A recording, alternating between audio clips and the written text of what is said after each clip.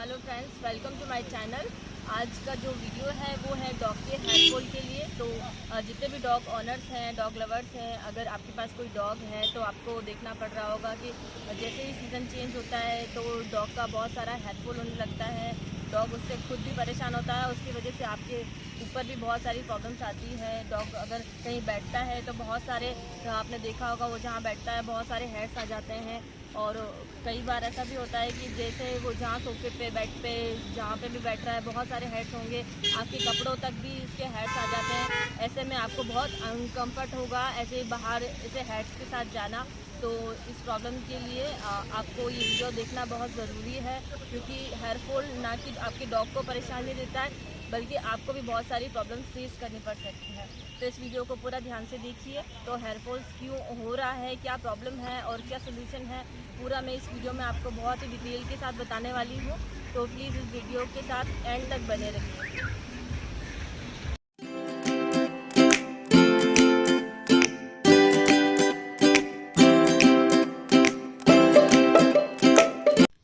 अक्सर हम अपने डॉग और पपी के अंदर एक बहुत ही कॉमन प्रॉब्लम देखते हैं, वो है हेयर फॉल, जो सभी तरह के डॉग के अंदर होता है। और यह हेयर फॉल की प्रॉब्लम हम सबको बहुत ही परेशान कर देने वाली होती है। सही समय पर हेयर फॉल को रोकना बहुत ही ज़रूरी है। अगर आपके डॉग को हेयर फॉल हो रहा है तो प्लीज़ इस वीडियो में एंड तक बने रहिए, ध्यान से पूरे वीडियो को देखें। ये वीडियो आपके डॉग के हेयर फॉल को 100% ख़त्म कर देगा। आपको इस वीडियो से थोड़ा सा भी फ़ायदा होता हो तो इस वीडियो को और भी ज़रूरतमंद लोगों तक पहुंचाएं। जो लोग वीडियो को लाइक, शेयर और चैनल को सब्सक्राइब कर रहे हैं, उन सभी को मेरा बहुत बहुत धन्यवाद। फ्रेंड्स, आज के इस वीडियो में मैं आपको ऐसी बहुत सारे कारण बताने वाली हूँ जिसको जानना आपके लिए बहुत ही ज़रूरी है, और साथ ही में मैं इसका समाधान भी आप सभी को बताने जा रही हूँ। तो वीडियो को ध्यानपूर्वक देखते रहिए। डॉग के हेयर फॉल का सबसे बड़ा कारण होता है मौसम। डॉग की बॉडी नेचुरली ऐसी बनी हुई होती है जो सर्दी में इनका बचाव करती है। सर्दी आने से पहले डॉग की बॉडी का हेयर ग्रोथ बढ़ जाता है, जिसके कारण उनको ठंड कम लगती है, और गर्मी आते ही जो भी एक्स्ट्रा हेयर्स होते हैं वह निकल जाते हैं। ऐसे टाइम पर हेयर फॉल होना बहुत ही नेचुरल है, तो उससे आपको घबराने की ज़रूरत नहीं है। बस आप एक ही बात का ध्यान रखें, वीक में एक बार अपने डॉग को नहलाएं, अच्छे से उसे सूखे टॉवल के साथ साफ़ करें और पूरी बॉडी पर कॉम्ब करें, ताकि जितने भी एक्सेस हेयर हैं वो कॉम्ब करने के साथ सारे एक ही बार में निकल जाएंगे और बार बार इधर उधर नहीं गिरेंगे। आप अपने डॉग के लिए जो डॉग वाले स्पेशल कॉम्ब आते हैं उन्हीं का यूज़ करें, और दिन में कम से कम एक बार कॉम्ब ज़रूर करें। हो सके तो घर से बाहर जाकर या बालकनी में अपने डॉग को ले जाकर आप कॉम्ब कर सकते हैं, ताकि जितने भी एक्स्ट्रा हेयर्स निकलने हैं वो घर के बाहर ही निकल जाएंगे और घर के अंदर उसके हेयर्स नहीं आएंगे। अब जो अगला कारण है वो है ओमेगा 3 और ओमेगा 6 फैटी एसिड की कमी होने के कारण भी आपके डॉग को हेयर फॉल हो सकता है। मार्केट में ऐसे बहुत सारे लिक्विड सिरप मिल जाएंगे जिसमें ओमेगा 3 और ओमेगा 6 फैटी एसिड होता है। आजकल तो बहुत सारी ऐसी ब्रांड्स हैं जो ऐसे लिक्विड सिरप बना रही हैं। आपको बहुत ही आसानी से आपके घर के आसपास की पेट शॉप या मेडिकल स्टोर पर ऐसे लिक्विड मिल जाएंगे। वहीं से आप किसी भी अच्छी कंपनी का, अच्छे ब्रांड का लिक्विड ले आएँ और अपने पपी या अपने डॉग को देना स्टार्ट कर दीजिए। किसी भी तरीके की दवाई अपने डॉग या पपी को देने से पहले आपको उसका वेट और उसकी एज का पता होना बहुत ही ज़रूरी है, क्योंकि उसी के हिसाब से दवाई का डोज आप उसे दे सकते हैं। अगर आपको इसके बाद भी कोई समस्या आती है या कुछ समझ में नहीं आ रहा है तो प्लीज़ आप डॉक्टर से सलाह ज़रूर लें। इसके बाद जो बड़ा कारण है वो है विटामिन्स और मिनरल्स डेफिशिएंसी।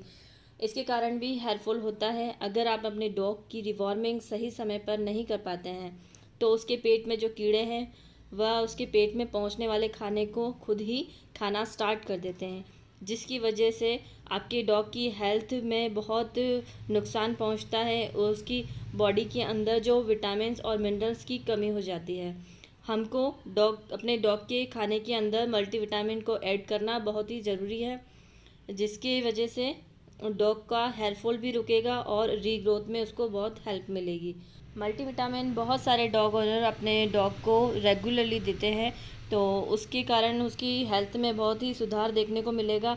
आप भी अपने डॉग के फूड के अंदर मल्टीविटामिन ऐड कर सकते हैं। ये बहुत ही आसानी से आसपास आपकी पेट शॉप पर मिल जाएगा, मेडिकल स्टोर पे मिल जाएगा। और इसकी क्वांटिटी आपको कैसे देनी है, दिन में कितने बार देना है, तो ये आप लेते समय एक बार ज़रूर इसकी जानकारी ले लीजिए। विशेष तौर पर हेयर फॉल के लिए जो मल्टीविटामिन दिया जाता है उसमें बायोटीन की मात्रा भी होती है, जिसे विटामिन एच कहते हैं। ये अच्छी मात्रा में होना चाहिए, इस बात का आप अच्छे से ध्यान रखिए। इसके बाद जो डॉग के अंदर हेयर फॉल का कारण है वो हो सकता है एलर्जी। वैसे तो डॉग की बॉडी के अंदर बहुत सारी एलर्जी हो सकती है, लेकिन जो विशेष तौर पे 2 एलर्जी ऐसी है जो बहुत सारे डॉग्स के अंदर बहुत कॉमन होती है। एक तो होता है फूड एलर्जी और दूसरा होता है टिक्स एंड माइल्स और फ्लीज एलर्जी। ये दोनों ही एलर्जी डॉग को बहुत ज़्यादा परेशान कर देने वाली होती है।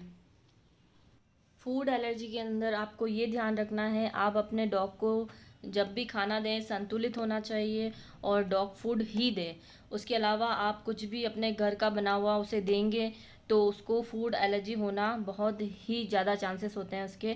और अगर हेयर फॉल होता है तो आपको बहुत अच्छे से ये ध्यान रखना है कि आपके डॉग को गेहूं की रोटी आपको नहीं खिलानी है, और जो मक्की की रोटी, मक्की की जो भी चीज़ें बनी हुई होती है वो भी उसको नहीं देनी है। दूध बिल्कुल भी नहीं देना है।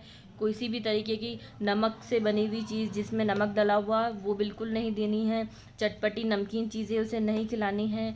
मीठे से उसको बहुत दूर रखना है। अगर हेयर फॉल हो रहा है तो इन सब चीज़ों का आपको बहुत अच्छे से ध्यान रखना पड़ेगा। और अगर आप अभी रेगुलर अपने डॉग को सोयाबीन खिला रहे हैं या उसके खाने में सोयाबीन ऐड कर रहे हैं तो उसे तुरंत आपको बंद करना होगा। इस बात का आप विशेष तरीके से ध्यान रखिए। अगर आपने अपने डॉग का फूड चेंज किया हुआ है या कुछ नया डॉग फूड उसे ला के दिया है तो हो सकता है वो उसको सूट नहीं कर रहा हो, तो वो उसके चेंजेस की वजह से भी उसको एलर्जी हो सकती है। तो इस बात का आप अच्छे से ध्यान रखिए। अगर आपने डॉग फूड चेंज किया हुआ है तो अगर उसकी एलर्जी हो रही है तो हो सकता है उसमें कुछ प्रॉब्लम आ रही हो। और जब भी आप ये सब सामान मार्केट से परचेस करते हैं तो एक बात का अच्छे से ध्यान रखें, उसका एक्सपायरी डेट वगैरह सब चेक करके लेकर आइए आप।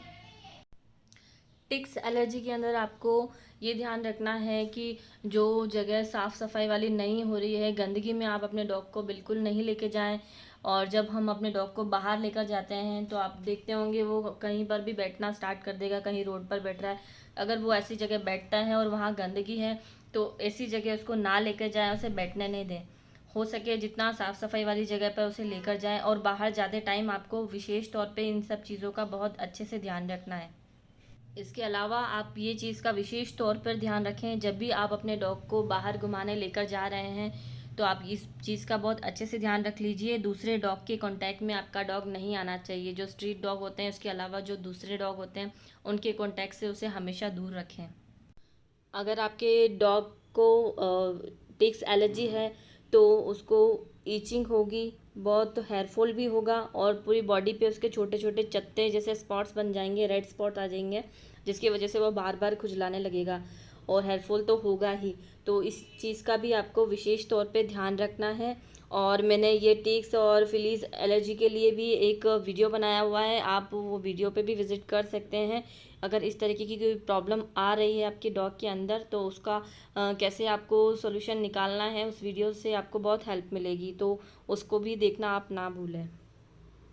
इसके साथ ही आप ये भी ध्यान रखिए आपके घर में जो यूज़ आने वाले कारपेट्स हैं आप उसकी क्लीनिंग भी अच्छे से करिए, और जहाँ आपका डॉग बैठता है उस जगह की साफ़ सफाई का भी अच्छे से ध्यान रखिए।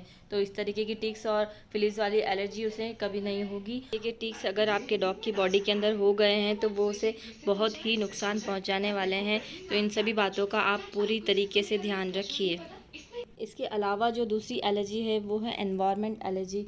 अगर आपका डॉग जिस जगह रहता है वहाँ किसी तरीके का धुआं आता हो या किसी तरीके की गंदी स्मेल आती हो तो उस चीज़ का भी आपको बहुत अच्छे से ध्यान रखना है। हो सकता है एनवायरनमेंट एलर्जी की वजह से भी आपको डॉग को हेयर फॉल होना स्टार्ट हो गया हो। और उसके अलावा एक और एलर्जी है वो है कॉन्टैक्ट एलर्जी। कॉन्टैक्ट एलर्जी ऐसा है कि अगर आप अपने डॉग को किसी और डॉग के कांटेक्ट में लेकर आते हैं या कोई डॉग आपके यहाँ आ रहा है या आप बाहर जब भी लेकर जा रहे हैं आपका डॉग किसी डॉग के कांटेक्ट में आता है, अगर उसे किसी तरीके की एलर्जी है तो वो एलर्जी आपके डॉग तक भी पहुँच सकती है। तो बाहर ले जाते समय आप विशेष रूप से ध्यान रखिए। इसके अलावा भी हम अपने डॉग के साथ ऐसी बहुत सारी कॉमन चीज़ें हैं जो गलत कर देते हैं, उस चीज़ का भी आपको बहुत अच्छे से ध्यान रखना है। सबसे पहली बात तो आपको ये ध्यान रखनी है, आपको अपने डॉग को कम से कम वीक में 1 से 2 बार ही नहलाना है।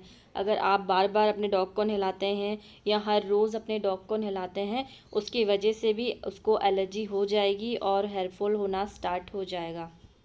एक बात का और आपको ध्यान रखना है, आप अपने डॉग को नहलाने के लिए जो भी शैम्पू और कंडीशनर्स वगैरह यूज़ करते हैं वो सिर्फ़ और सिर्फ डॉग के लिए यूज़ आने वाले ही होने चाहिए। अगर आप अपने खुद के शैम्पूज़ वगैरह अपने डॉग को नहलाने के लिए यूज़ करेंगे तो हो सकता है उसकी वजह से उसको हेयर फॉल होना स्टार्ट हो जाए, क्योंकि ह्यूमन बॉडी के लिए जो सूटेबल शैम्पूस होते हैं वो अपने डॉग्स को कभी भी सूट नहीं करेगा।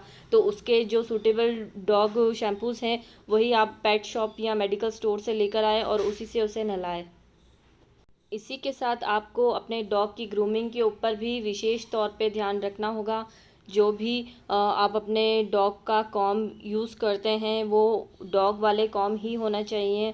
जो हमारे कॉम्ब होते हैं वो बहुत हार्ड होते हैं तो वो कभी भी डॉग को सूट नहीं करते हैं, उसकी वजह से भी हेयर फॉल होना स्टार्ट हो जाएगा। जो डॉग के लिए स्पेशल कॉम्ब आते हैं मार्केट से वही लाके उनके ऊपर यूज़ करें आप। स्किन गीली होने की वजह से भी डॉग को हेयर फॉल होना स्टार्ट हो सकता है, इसीलिए इस बात का आपको अच्छे से ध्यान रखना है। वीक में 1 से 2 बार ही डॉग को नहलाना है। उसके अलावा जब भी वो इधर उधर बैठता है तो गीली जगह नहीं बैठें, सूखी जगह पर ही बैठें। और जब भी आप उसे नहलाएं उसके बाद आप एक सूखे टॉवल से या कोई कॉटन के कपड़े से उसे अच्छे से साफ़ करें। बहुत ज़्यादा रफली उसको साफ़ नहीं करना है, पोंछना नहीं है, धीरे धीरे सॉफ्टली उसको आपको पोंछना है। उसके बाद उसको अच्छे से कॉम्ब करिए और ताकि उसके सारे बाल अच्छे से सूख जाए। ज़्यादा गीला होने की वजह से भी हेयर फॉल होना स्टार्ट हो जाएगा, तो इस बात का भी आपको अच्छे से ध्यान रखना है।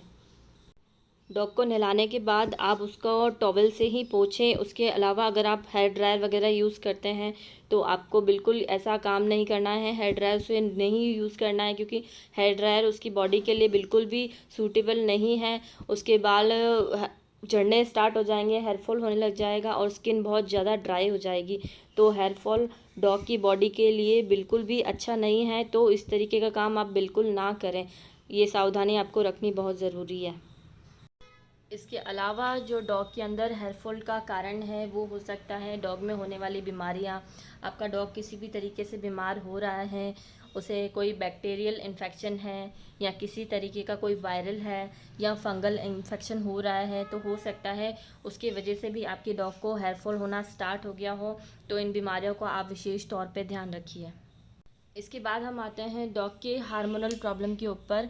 अगर डॉग की बॉडी के अंदर किसी भी तरीके का हार्मोनल इम्बैलेंस हो रहा है तो वो आपको भी साफ तौर पे दिखाई देने लगेगा। डॉग की बॉडी में बहुत फैट हो जाएगा, वो बहुत ही फैटी दिखाई देने लगेगा या बहुत ज़्यादा सोने लगेगा। अगर आपके डॉग का बिहेवियर कुछ इस तरीके का हो गया है तो उसे आप एक बार डॉक्टर के पास ज़रूर ले जाएं और उसका चेकअप ज़रूर करवा लें।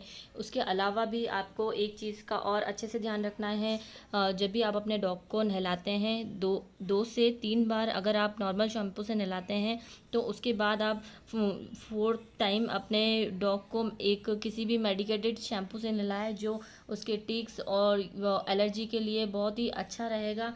इस तरीके से आप अपने डॉग की केयर करते रहिए तो उसे किसी भी तरीके की कोई एलर्जी नहीं होगी। इस वीडियो को ध्यान से देखिए और देखने के बाद सारी चीज़ें आप अच्छे से फॉलो कीजिए, जिसकी वजह से आपके डॉग से हेयर फॉल का प्रॉब्लम पूरी तरीके से ख़त्म हो जाएगा। और अपने फ्रेंड्स के साथ वीडियो को शेयर करना ना भूलें। वीडियो अगर आपको अच्छा लगा हो तो प्लीज़ लाइक ज़रूर कीजिए। और अब मिलते हैं अगले वीडियो में नेक्स्ट टॉपिक के साथ। और वीडियो इस बार बहुत लेट हो गया है लॉकडाउन की वजह से, तो अब मौका मिला है वीडियो बनाने का, तो प्लीज़ सपोर्ट कीजिए। और अब मिलते हैं नेक्स्ट वीडियो में, तब तक के लिए बाय।